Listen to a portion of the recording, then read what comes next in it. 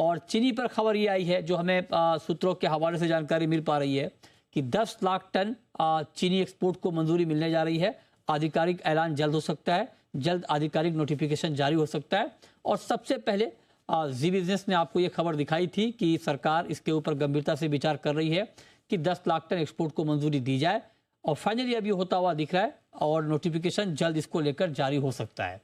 हालांकि sugar export को लेकर इंडस्ट्री की राय बढ़ गई है। हालांकि कुछ महीने पहले तक इंडस्ट्री की राय एक ही थी एक्सपोर्ट को लेकर, लेकिन अब राय थोड़ी बटी हुई है। बटी हुई सेंस में है कि ISMA ने लगातार शुगर एक्सपोर्ट की डिमांड की, और लेकिन कुछ इंडस्ट्री अब शुगर एक्सपोर्ट के खिलाफ है। मतलब उनका कहना है कि अभी एक्सपोर्ट को अलाउ नहीं करना चाहिए।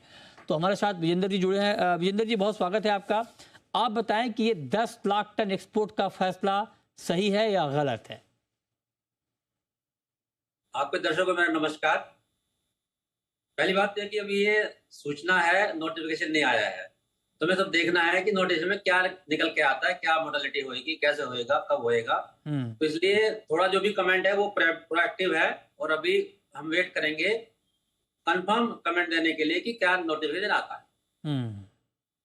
बट दूसरा सवाल मैं आपको शेयर करना चाहूंगा कि शुगर इंडस्ट्री कठिन दौर से गुजर रही है, और शुगर इंडस्ट्री से सबसे बड़े स्टेक होल्डर किसान होते हैं।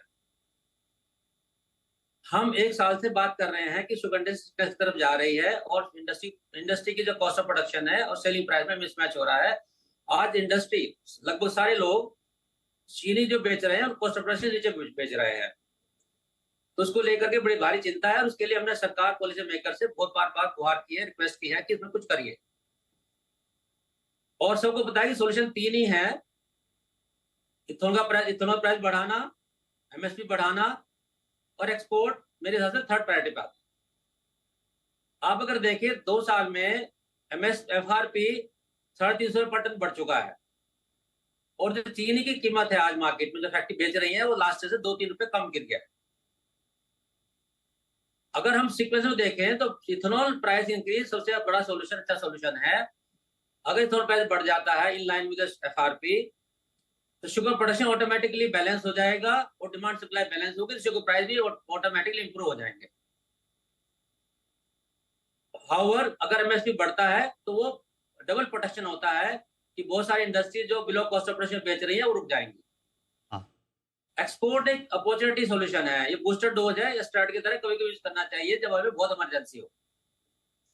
और जो बूस्टर डोज है, विजेंद्र सिंह जी आपने बहुत महत्वपूर्ण बात कही सर, और माफ कीजिएगा विजेंद्र सिंह साहब हमारे साथ हैं, गुप्ता जी नहीं।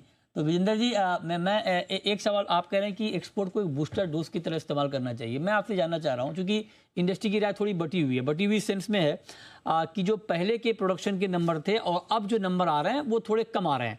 तो अलग अलग तरह के जो सर्वे हो रहे हैं उसमें कहा जा रहा है कि थोड़ी यील्ड में कमी आ रही है, तो उसका इम्पैक्ट हम ओवरऑल प्रोडक्शन पर देखेंगे।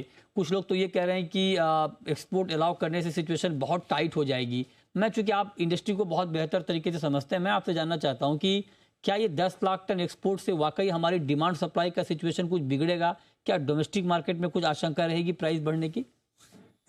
देखिए, हम 50% सीजन पूरा कर चुके हैं अभी लगभग इंडिया का, और जो आंकड़े भी आए हैं उससे प्रोडक्शन गिरा ही है।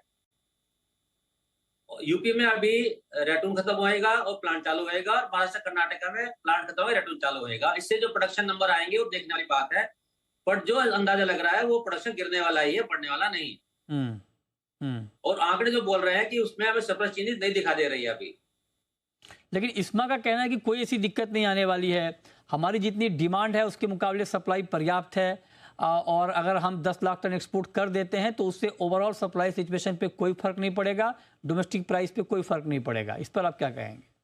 देखिए, वो हमारा आंकड़ा एक अंदाजे के ऊपर रहता है हमेशा। आप देखें, फैक्ट्री जब स्टार्ट हुई थी सीजन के पहले, हमारे आंकड़े कुछ और बोल रहे थे। जब हमने प्रोडक्शन स्टार्ट किया, रियल प्रोडक्शन आया, आंकड़े बदल गए हैं। जैसे मैंने कहा है कि 50% सीजन अभी बीता है, अभी 50% और जाना है आगे, तो आंकड़े कैसे बदल सकते हैं आगे वो देखना चाहिए अपने को। तो कोई भी डिसीजन जल्दबाजी में नहीं लेना चाहिए। तो 6-7 महीने 8 महीने से ये डिमांड चल रही है आप लोगों की तरफ से, तो बहुत डिले वाला फैसला है, जल्दबाजी वाला तो बिल्कुल नहीं है। ये तो काफी देर के बाद। हाँ, एग्री कमोडिटी हमेशा डायनामिक सब्जेक्ट होता है।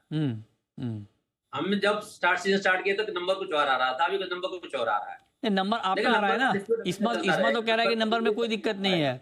इस्मा का कहना है कि कोई दिक्कत नहीं है, और कुछ जो लोग एक्सपोर्ट के पक्ष में हैं उनका ये कहना है कि भाई बाकी लोग जो है वो मिसगाइड कर रहे हैं और कुछ अपने अपने हिसाब से बात कर रहे हैं, ऐसा कोई है नहीं, ऐसा कुछ है नहीं।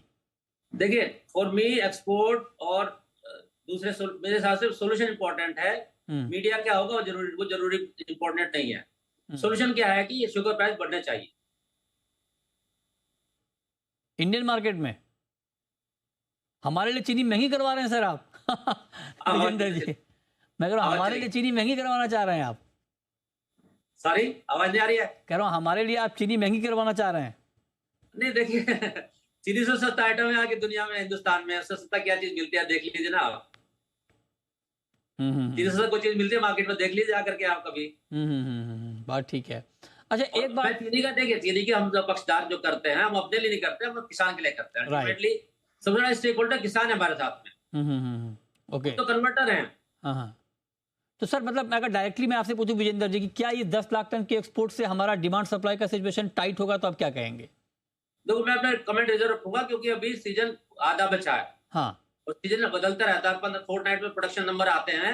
आप देख लीजिए अगले फोर्टनाइट पर कैसे आते हैं, बट जो आंकड़ा दिख रहा है, जो हम अंदाजा लगा सकते हैं बेस्ट पॉसिबल वे में, हमें प्रोडक्शन कभी नजर आ रहा है। कब नजर आ रहा है? ओके, ठीक है, देखते हैं। अच्छा, एक आखिरी सवाल सर आपसे, एमएसपी और एथेनॉल प्राइस पे आपका क्या टेक है? इसमें जो डिले हो रहा है डिसीजन में, इसके पीछे की वजह क्या हो सकती है? वजह कुछ होनी चाहिए क्योंकि ये बड़ी लीगल, बड़ी जेन्युइन डिमांड है और इसमें सबका भला है। अगर एथेनॉल प्राइस बढ़ता है तो चीनी का प्राइस ऑटोमेटिक बैलेंस होता है और किसान को फायदा होने वाला है, इंडस्ट्री को फायदा होने वाला है। तो मुझे समझ में आता है, मुझे मेरी समस्या पर है कि डिसीजन क्यों नहीं हो रहा है। हो जाना चाहिए डिसीजन, और ये नहीं हो रहा है तो आप कह रहे हैं कि आपको ये समझ में नहीं आ रहा। देखते हैं क्या होता है, इसके ऊपर बातचीत तो लगातार चली रही है, आपकी तरफ से डिमांड भी आ रही है इंडस्ट्री की तरफ से। तो बहुत शुक्रिया विजेंद्र सिंह जी आपका हमारे साथ आज की इस खास चर्चा में जुड़ने के लिए और डिटेल में बताने के लिए कि 10 लाख टन एक्सपोर्ट का ओवरऑल इम्पैक्ट क्या होगा। चलिए आगे बढ़ते हैं और